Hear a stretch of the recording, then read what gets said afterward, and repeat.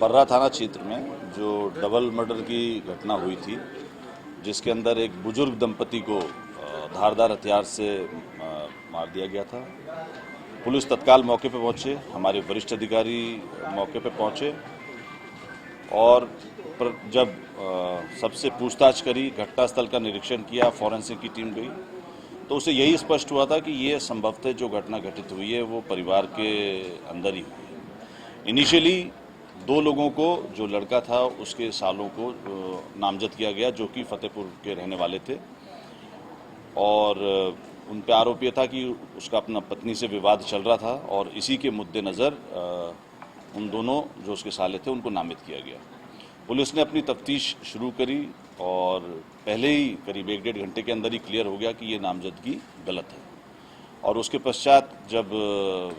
Forensic की team ने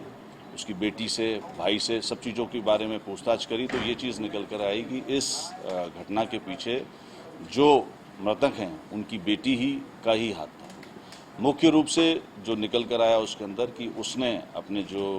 उसका एक प्रेमी था रोहित उत्तम, उसको उसने बुलवाया था और इससे पहले जो आया था उससे पहले उसने जूस के अंदर कुछ नशीला पदार्थ मिलाकर अपने भाई को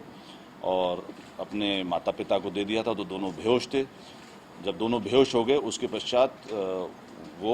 उसने उसको दरवाज़ा खोल के बुला लिया और धारदार हथियार से दोनों की हत्या कर दी। जो लड़का था वो ऊपर छत पे सोया हुआ था।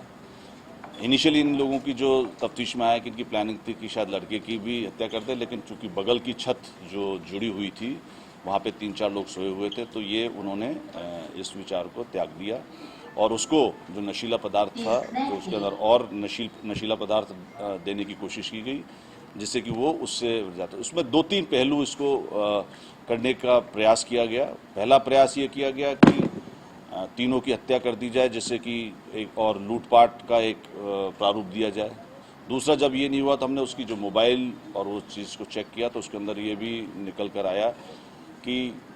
लड़की ने एक व्हाट्सएप बनाया हुआ था, जिसके अंदर ये उसने स्पष्ट लिखा हुआ था कि उसके मतलब वो माता पिता की तरफ से कि वो आत्महत्या कर रहे हैं क्योंकि उनका लड़के से विवाद हो गया। तो दूसरी प्लानिंग ये थी कि वो जहर से उनकी डेथ हो जाती और लड़का भी जहर खा लेता, तो ये विवाद में इस तरीके से शो करते। और मुख्य रूप से जो चीज़ इसमें निकल कर आई है, इसके अंदर प्रॉपर्टी का ही रीज़न है और वो इनकी सौतेली लड़की थी, मतलब गोद ली हुई थी।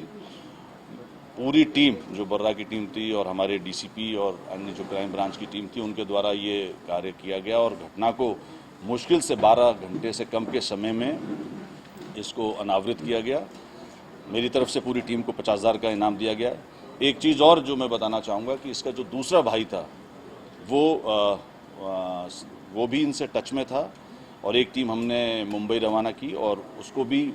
मुंबई में हिरासत में ले लिया गया है, जिसका कि इसके अंदर रोल था। और मुख्य रूप से उसका रोल ये आया था कि उसने ये जो क्या कहते हैं जो नशीला पदार्थ था वो उसने सप्लाई किया था और वो मिलिट्री इंटेलिजेंस में नौकरी करता है मुंबई में। ये जो उसका प्रेमी था, उसका भाई, तो ये दोनों भाई थे बेसिकली, रोहित उत्तम एंड